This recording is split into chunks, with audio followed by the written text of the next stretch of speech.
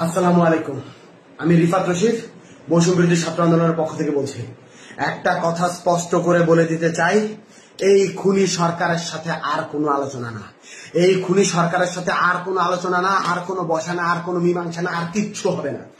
তারা প্রত্যেকবার ক্র্যাকডাউন চালিয়েছে। বাংলাদেশে গণহত্যা চালানোর পরেও আমরা শিক্ষার্থীরা যখন রাজপথে নেমেছিলাম তখন আমরা চুপ করে বসেছিলাম।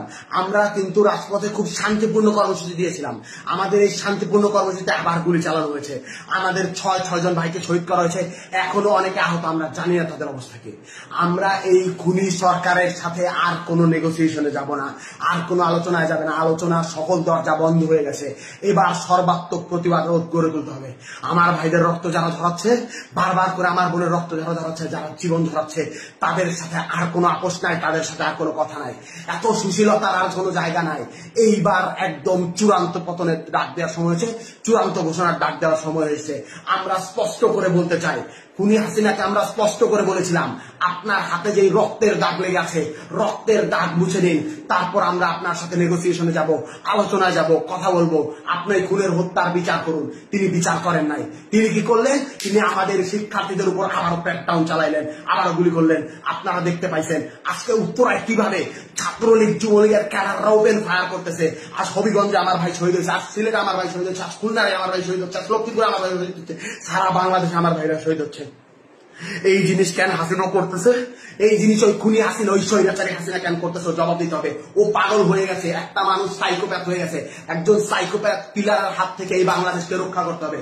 এই বাংলাদেশ আর স্বাভাবিক কোনো মানুষের হাতে নাই। এই বাংলাদেশকে সাইকোপ্যাথের হাত থেকে রক্ষা করতে হবে। এই বাংলাদেশকে নিরাপদ করতে হবে।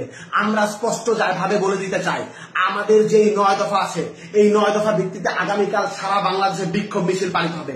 বিক্ষোভ মিছিল থেকে যদি আমাদের 9 দফা কাল মেনে না নেওয়া হয়, আমরা আলটিমেটাম দিচ্ছি, পরশুদিন থেকে, রবিবার থেকে সারা বাংলাদেশের সর্বাত্মক অসহযোগ আন্দোলন।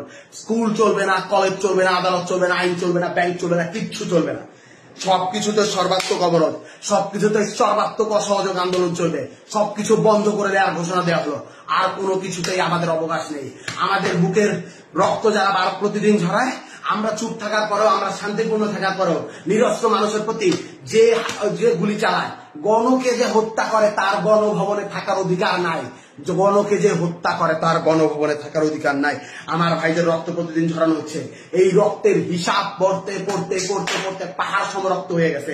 এই রক্তে তাকেই ডুবে মরতে হবে, এই বাদে কোনো উপায় নাই। আমি স্পষ্ট করে বলতে চাই, আপনারা এই 9 দফায় ভিতরে 9 দফার দাবিতে আগামীকাল বিক্ষোভ কর্মসূচি পালন করুন। সারা বাংলাদেশের প্রতিটি জনতা রাস্তায় নেমে আসুন। আপনার ঘরের সামনে, আপনার বাড়ির সামনে প্রতিটি অলি গলিতে দুর্গ গড়ে তুলুন। বাংলাদেশের প্রতিটি ঘর একটা দুর্গ হয়ে উঠবে। এই 9 দফা যদি মেনে না নেওয়া হয়, পরদিন থেকে আমরা বলতে চাই, আমরা স্পষ্ট করে বলতে চাই, পরদিন থেকে সর্বাত্মক অসহযোগ আন্দোলন। এই সরকারকে কেউ সাহায্য করবে না, কেউ সাহায্য করবে না, কেউ সাহায্য করবে না। গোটা বাংলার ছাত্র জনতা, গোটা বাংলার কৃষক জনতা, গোটা বাংলার শ্রমিক জনতা একত্র হয়ে গেছে। এই সরকারকে কেউ সাহায্য করবে না, কেউ ব্যাংকে টাকা দিবেন না, কেউ কিচ্ছু করবে না, কেউ কোনো লেনদেন করবে না, অফিসে আদালতে যাবেন না। এই সরকারের সব থেকে বড়, এই দেশের সব থেকে বড় যে 2টা খুঁটি, একটা হলো গার্মেন্টস প্রতিষ্ঠান, আরেকটা হলো রেমিটেন্স। প্রবাসী ভাইদেরকে বলতেছি, একটা টাকা বৈধ চ্যানেলে রেমিটেন্স পাঠাবেন না। বিকাশ নগদে টাকা পাঠালো, সেটাও কিন্তু বৈধ চ্যানেলে হয়, সেটা রেমিটেন্স সরকারের যোগ হয়। বিকাশ নগদে টাকা পাঠাবেন না। আমরা বলতে চাই, গার্মেন্টস শ্রমিকদেরকে বলতে চাই, আমি আশুলিয়ার ছেলে, আমার রক্তে, আমার খুনে, আমার প্রতিটি জায়গায় জায়গায় গার্মেন্টস শ্রমিকদের ছাপ, রক্ত, ঘামের পয়সা লেগে আছে। আপনাদেরকে আমি বলতে চাই, আপনারা কেউ আর গার্মেন্টসে যাবেন না। আপনাদের কেউ আর গার্মেন্টসে যাবে না। গার্মেন্টসে যারা যায়, আমার মা, আমার বোন, আমার মা বোনদেরকে বলতেছি, আমার ভাইদেরকে বলতেছি, আপনারা কেউ গার্মেন্টস কারখানায় যাবেন না। আমার ভাইদেরকে শহীদ করা হচ্ছে, এর স্পষ্ট বিহিত না হওয়া পর্যন্ত, এর বিচার না হওয়া পর্যন্ত আপনারা কোথাও গার্মেন্টসে যাবেন না। রিজিকের মালিক আল্লাহ। আল্লাহ বাঁচাইলে আমরা খাবো, আল্লাহ না বাঁচাইলে আমরা মরে যাবো। আপনারা রিজিকের ভয়ে আর কেউ ওই স্বৈরাচারের তাবেদারি করবেন না। আপনারা কেউ রোববার থেকে যদি আমাদের দাবি মেনে না নেওয়া হয়, তাহলে কোন গার্মেন্টস শ্রমিকে, কল কারখানা সবকিছু বন্ধ ঘোষণা করা হলো। আমরা স্পষ্ট করে বলতে চাই, কিছুক্ষণের মধ্যেই বৈষম্য বিরোধী ছাত্র আন্দোলনের পক্ষ থেকে অফিসিয়ালি প্রেস রিলিজ দেওয়া হবে। আমরা বলতে চাই, এই 9 দফা যদি আগামীকালকে মেনে না নেওয়া হয়, যেই অসহযোগ আন্দোলন হবে, সেই অসহযোগ আন্দোলনের পরিণতি কি সেইটা আপনি স্পষ্ট বুঝতে পারতেছেন। ইন্টারনেট বন্ধ করে দেওয়া হতে পারে, সবকিছু বন্ধ করে দেওয়া হতে পারে। এই ভিডিওর পর আমি কতক্ষণ বাঁচবো আমি জানি না। লা ইলাহা ইল্লাল্লাহু মুহাম্মাদুর রাসূলুল্লাহ বলে এই কালেমা পড়ে আমি যাচ্ছি। আমি যদি মরে যাই ভয় নেই, বাংলার প্রতিটি মানুষ যারা বেঁচে আছেন তারাই নেতৃত্ব দিবেন, তারাই চালিয়ে দিবেন। এই কালেমা পড়ে নেওয়ার পর আমার আর ভয় নেই। আল্লাহর কাছে আমরা বলতে চাই, আল্লাহ এই জালিমের তুমি পতন করো, এই জালিমের তুমি বিচার করো।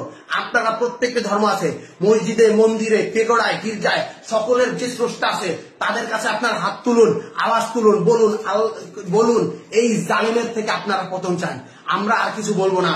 আমরা একটা কথা স্পষ্ট করে বলতে চাই, আমাদের মানুষের যখন পতন আসে তখন সে পদে পদে ভুল করে। আমার ভাইদের শান্তিপূর্ণ আন্দোলনে আমার বোনদের যে গুলি করলো, সেই গুলির সেই রক্তের জবাব দিতে হবে হাসিনা।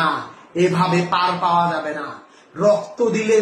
রক্ত দিয়ে যখন সিংহাসন বানানো হয় মহারানী, সেই সিংহাসনে বসা যায় না, সেই সিংহাসনে ডুবে গিয়ে মরে যেতে হয়। আমি বৈষম্য বিরোধী ছাত্র আন্দোলন থেকে রিফাত বলছি, আমি যদি আর বেঁচে না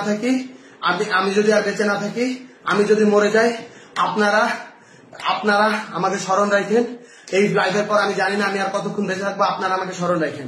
একটা কথাই স্পষ্ট করে বলতে চাই, আপনারা এই লড়াই সংগ্রাম চালিয়ে নিয়ে যাবেন, কেউ পিছপা হবেন না। সারা বাংলাদেশ আমাদের সাথে আছে। আমরা এই স্বৈরাচার মুক্ত বাংলাদেশ গড়ব। যারা এই আমাদের রক্তে, আমাদের খুনের উপর পাড়া দিয়ে, আমাদের রক্তের উপর পাড়া দিয়ে এই জালিমশাহী সরকার কায়েম করছে, জালিমশাহী শাসন ব্যবস্থা কায়েম করছে, তাদের সমস্ত স্ট্রাকচার, সমস্ত প্রতিষ্ঠান, সমস্ত স্তম্ভ ভেঙে গুড়িয়ে পায়ে মারিয়ে দেওয়া হবে। এই বলেই আমি আমার বক্তব্য শেষ করছি। আন্দোলন চলছে, আন্দোলন চলবে। শহীদের রক্তের দাবি আদায় না করা পর্যন্ত, শহীদের রক্তের বিচার না হওয়া পর্যন্ত আমরা আমাদের রাজপথ ছাড়বো না। আজ থেকে বাংলাদেশের প্রতিটি ঘর একটি দুর্গ।